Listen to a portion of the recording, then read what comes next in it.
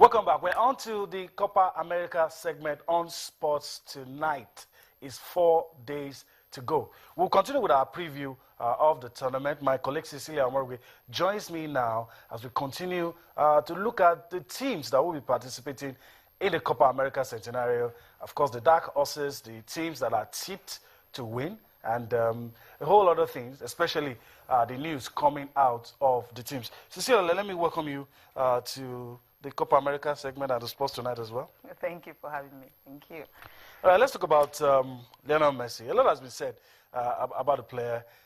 In spite of his success, you just feel for him. Yes. Anytime you talk about Argentina, a lot of criticisms comes his way, and now we're hearing that he's injured. He might just not be ready for the first game. Yeah, the luck is that it's just the first game. Supposing it's going to be like 2-3 games into the tournament, then you'll be saying that we're going to be missing a whole lot of stars. Remember that Neymar is not going to be there, so Lionel Messi is supposed to be another attraction, going into Copa America Centenario. And also Luis Suarez, there's also it's still shady. We don't know if he's going to participate at all. But at least in the first 2 games, we know he may not be available for Uruguay. But for Lionel Messi, this is a man who wants to at least win something with his home country. Olympics. Of course, apart from the Olympics, which he did. That was in 2008. They actually stopped Nigeria from where Nigeria got silver in that one. But then after that, what has happened? And if you check Argentina, they really haven't won anything since 1993. I'm talking about the national team. Now, it's been a long, long time since the senior team have actually won something.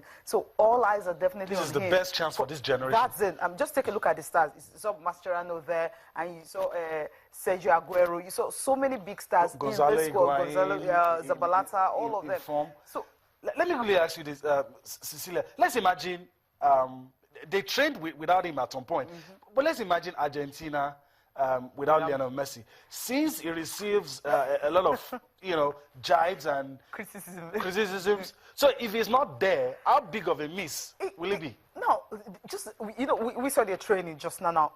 Gonzalo Higuain, how many goals did he score this season? I mean, he even broke an Italian record, a 60-year-old record and everything. Exactly, at Napoli. And check Sergio Aguero, what he has done for Manchester City. Carlos Tevez. Now, Carlos Tevez is not out, he wasn't picked for it. Dabalo, the guy in Juve also, wasn't even picked for this tournament. Just to show the kind of players that they have. Thank you, surplus. So some players are even surplus to requirements. That's the reason why some of these players were actually not making the squad. Now, if you don't have a Lionel Messi, Sergio Aguero can come to be the party. Gonzalo Higuain can also do that. It's just that we're going to be looking at the midfield, what's going to happen. Maybe Eric, the Tottenham guy, Lamela might even have to, be at his best for him to be able to, make sure that the midfield is really solid. But defense also, I mean, this is a country that they have the squad, they have what it takes to actually, win this tournament. That's why they are actually my favorite. So without Lionel Messi, I think Argentina can even go ahead and win it. Just take a look at what they have in their squad. Chile didn't have that, when they won Copa America last year. They didn't have that at all. Let's talk about the coach too, Tata Martino.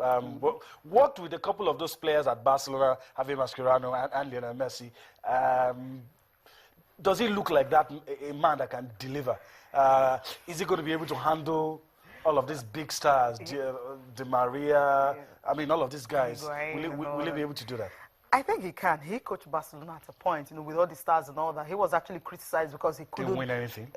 Exactly. So when you're coaching the stars like that, so everybody actually wants you to be able to manage them. But he has coached stars before, so I don't think it's going to be a problem for him. But if the national team, he's also from Argentina. It's not as if he's from somewhere else. So I think that respect definitely will be there. He can actually handle these stars. All they need to do, just take it like the way you're playing for your club. But I know it's always difficult because playing in the club week in, week out is different from when you're playing for your country, because you guys don't usually have the time to train. So the team spirit and that cohesion is not the same. That's why team spirit in the club and that in the country is usually different. What actually carry you on is that I want to do this for my country. But there's not so much you can do when you know that there will definitely be some lapses in most of the players because they've not been together for a long time. All of them drawn from different leagues across Europe and all. So it's always very difficult. All right, since you talk about Luis Suarez, let's just go right into it. Let's talk about Uruguay. I mean, they say they are in a confident mood ahead of the Copa America Centenario. But let's talk about that also. Luis Suarez too, 50-50 for Luis Suarez. But a lot of people are saying this is the biggest chance for Luis Suarez to redeem himself. Yeah, it is for him. But the question is, if Luis Suarez is not playing for Uruguay, there are other players that can actually come to the party and also play. But another question is, how much are they going to miss him? Can he really actually turn it around? Because if you're looking at Uruguay and you're looking at Luis Suarez, after the bites gate of what happened at the World Cup, he went to Barcelona and he was made to actually sign a contract. You will never do this again. So it's actually time for him to redeem himself. If he can really, be fit for the game. I don't know how fit he would be, to be the Luis Suarez would know, who was in Barcelona and scoring a lot of goals and everything, hat-tricks here and there. But I think with that injury, coming back from hamstring, he might not just have a whole lot to play here. So I think the pressure should be off him right now because of that injury. So we start thinking of other players, Edson Cavani and the others should be ready. They just have to be ready. To show that responsibility. If Luis Suarez is fit and he gets to play this tournament, maybe towards the end of the tournament or not, because I know the first game is going to be hard for him to play. When he comes in, I don't think he will be as fit as the Luis Suarez we saw in Barcelona this season. So for Uruguay, it's all about load sharing right now. So everything should not be on that man, Luis Suarez. So we move on from talking about teams, news from the teams in the tournament, to really talk about a team that we want to take a look at now. Let's take a look at Costa Rica. I mean, they surprised all of us at the 2014 World Cup. We didn't see them coming out of a group that had Italy and England. They did. They surprised us, got as far as getting out of that. I think they got to quarterfinal as well. So let's talk about that squad, our team focus. And that man just won the UEFA Champions League. Keylor Navas is going to be instrumental if Costa Rica will go far in this tournament. So those are the goalkeepers. We'll take a look at the defenders as well. I know you want to talk about Brian Oviedo. That's the easily recognizable. Okay, well, he's been put as a midfielder in this one. But these are the names that you have as well. That's it. Brian Oviedo plays for Everton, decent player as well. So we'll see how all of that happen. But yeah, you also have some recognizable names here. Brian Ruiz played for Fulham at some point. Decent player any day.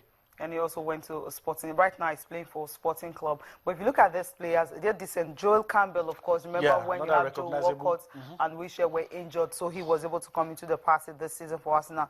30 appearances he made, scoring about 4 goals. So it shows that they have someone, a player to watch, someone they can actually rely on. And overall, I mean, these are the players you look at and you know what they can actually offer. Marcos Llorena, he plays in the Champions League against Michelin. I mean, at the end of the day, went to Europe and all that. But we're looking at some of these players and looking at what they can actually bring in this particular tournament. I think they can actually do something better. But something that I actually needed to add had to be with the fact that they've been changing coaches. Now, the coach who was with them at the World Cup, Jorge Luis Pinto, he's no longer there. Paulo Wanchop, no longer there. Now they have Oscar Ramirez, who is a former international, played for the national team before he became coach. So there's something I'm actually worried about. When you're not consistent, I think that might actually affect them in this tournament. Okay, that's how we have to wrap up this segment. But there'll be more for you on Sports Tonight. Join us again.